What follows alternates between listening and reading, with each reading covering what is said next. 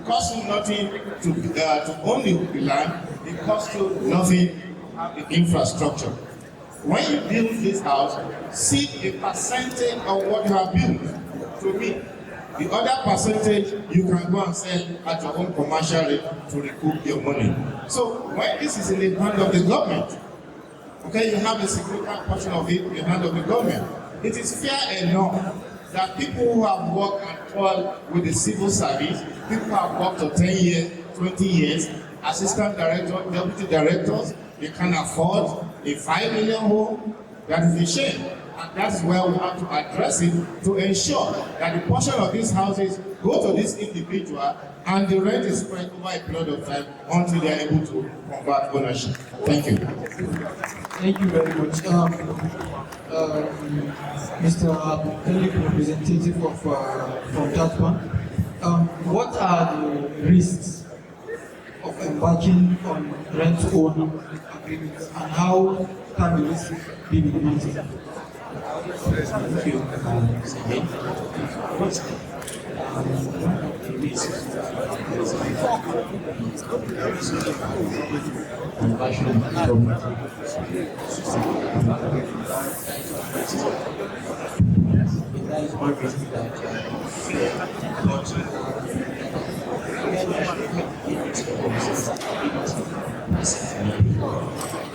Now, I'm still going on. Still credit risk. For both ages, usually because of how expensive the houses are, when you are certain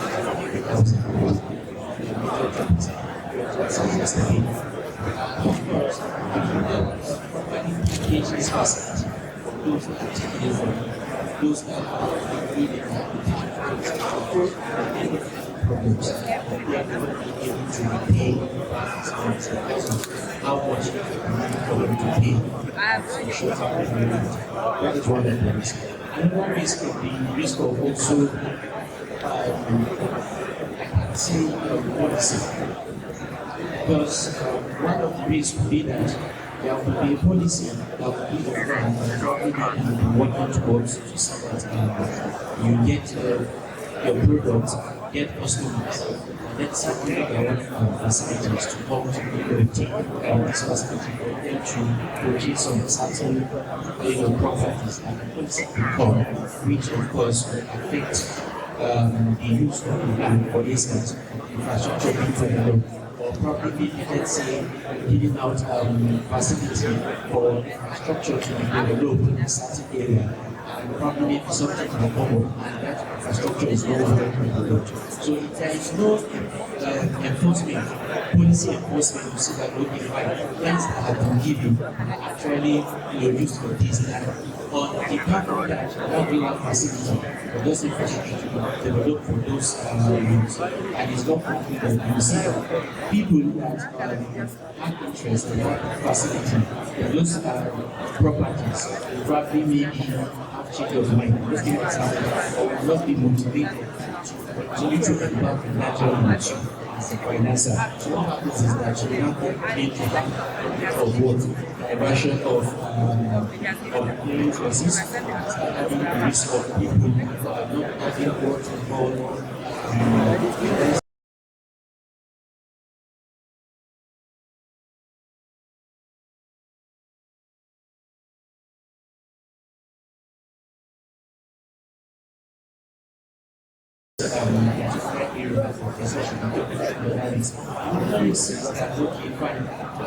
see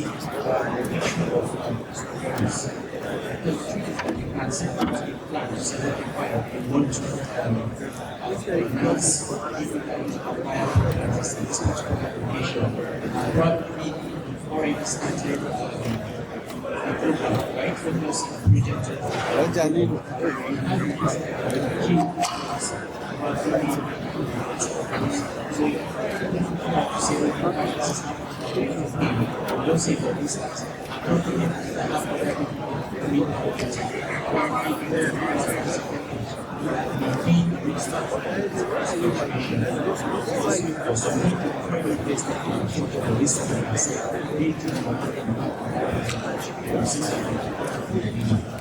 I products that you are looking at. So these are some of the risks. I mentioned that key risk for us is that the ability for owner of residential property going to be able to pay back this changes. Back to the National President of Housing Corporation of Nigeria.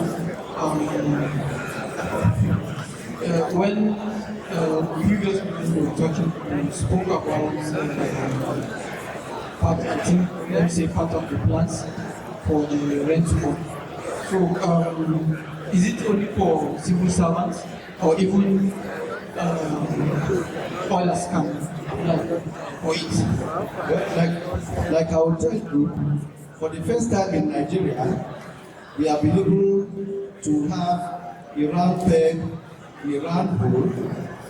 The initiator of the rent to own, who is the Honorable Minister, he initiated when he was FMBN MP.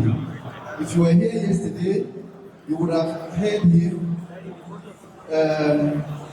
Most of these risks you are looking at are already being addressed, because even the NHF itself is a 1992 degree by an act by General Babangida in those days, and it talks of people to participate when they end up to 3,000 naira a year. You can imagine at that time people were earning 3,000 naira a year. That law has remained. And two, there are so many people who have not been captured in the NHF net. And so many people, both in the informal and formal sectors, have not been captured. You see that if you are talking about housing, it is the mortgage bank, especially the one that will give you about 6% or 1 digit. It's not a commercial bank. They'll give you 20, 30 something percent. You cannot build houses using commercial banks. So we need to strengthen the mortgage bank. And what the minister told us yesterday, he has already talked about the recapitalization of the mortgage bank, and also all those factors like access to land and so on. He has already is addressing most of those issues. We in the Association of Housing Corporations are making inputs. My president of REDA has been here, and we are making input. And the short while will help to ensure that we have the advantage in one of us as the Minister of Housing. Most of those risks involving the construction industry will be taken care of. Yes, if it requires institutional solutions, we provide. If it's professional, provide. And a forum like this also gives us an opportunity to also elaborate or contribute to some of these issues. Yes, there is, and the people should not just think that it is a hopeless situation. There is something that is killing us, which is the pride in Nigeria. You just think that when you see you use indigenous building materials, you are living in Nigeria. No, a lot of research findings have come out. We are finding it difficult to embrace.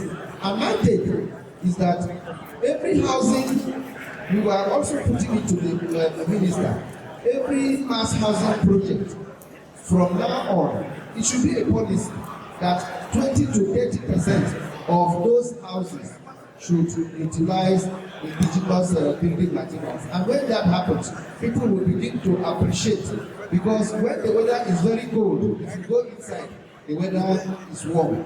When the weather is very hot, if you go into those houses, the weather inside those houses will be cool. And they are environmentally friendly. The pollution and other effects are highly reduced. So it's a process. Yes. Thank you very much. Back to the representative of ASO Service. Is there any specific type of properties available on this, apart from this plan, like the specific properties? I mean, maybe let's say there is no you don't give in the plan. Maybe let's say there's no duplex, only bungalow, 2 bedroom or 3 bedroom, like that. And secondly, okay, I think it will cover that because the second one attachment is it only for high density or low density areas that, like, do you have specifications for that? Thank you for that question. To put that into the question, when we talk about affordability, we are addressing a particular segment of the society. The rich people, they don't need a mortgage to own those duplexes. Okay, so what we're addressing here are the low income and the middle income earners. So the types of houses that we're looking at are, of course, 2-3 bedroom flats, or at most a terrace duplex that take young families. So these are the areas that we try to get your rent to own scheme into. For high-end houses, absolutely no. They can afford it, they probably don't need it. So what we need to concentrate on is actually how to address this particular segment of the low income. It's almost impossible for a salary earner, that is the civil servant, to own a home in today's economy. All right? So you have to have a specific program that is geared towards this segment of population. You also have people that work, of course, in the private sector, whose income, of course, is better than that of the civil servant. You also put them in another model because they probably can afford a down payment. So you allow those ones that have access to funds, whose income is better, to have a down payment. Find a structure around those that cannot afford a down payment. Down payment is a key problem to owning a house in Nigeria, and I tell you that if you can't have a down payment, how do you own a home? If you don't have the source to get that down payment, you will never own a home. So that is a practical approach we need to look at. How do we solve this problem? And that's why I gave this question to Kaduna State government. If you are giving your land, you don't give it out for free. If you are providing infrastructure, you don't give it out for free. Take a percentage of what is built on that land and return it to the people that work for you. And the ones that are being sold by the developer, the other people can have it because they can afford it. Thank you. Thank you very much. And this brings us to the end of. Well, you can see again that there is what we call 4 buildings. 4 buildings are just 1 bedroom units. If you check your income of this rent to own, if you are on level 8, level 9, a young graduate, why do you want to get a 3 bedroom bungalow? You can't afford it. Your salary cannot even yes. You'll be profiled, but you will not be qualified. So you go for a 1 bedroom. Then as you grow up, maybe you reach level 10, level 2, you now know that okay, you can make it a 2 bedroom. That very property you just put a wall there, and yes, you will make it becomes a 2 bedroom flat. By the time you become a level 14 officer, you are now big enough, you have a wife, you have children, you now feel that you can have a 3 bedroom. You will increase it. Even in businesses, you must start small and graduate gradually. Otherwise, if you want to just start with level 8, you go and buy a jeep when you are level 4. You start with the business, you start with pizza. But now I don't know the one that is available. So the housing is the same thing. You start with the lower one and then you can graduate. But first and foremost, you should be able to know where you belong. Leave ego aside, and you will grow gradually, and you will not put yourself under pressure. It is he who runs very fast that stumbles and falls. If you are on level 8 and you are going for level 3 bedrooms, you will have problems in the long run. Thank you. Thank you very much. And this brings us to the final of this session. Please, let's appreciate our panel. Thank you very much once again for joining. Thank you so much. questions.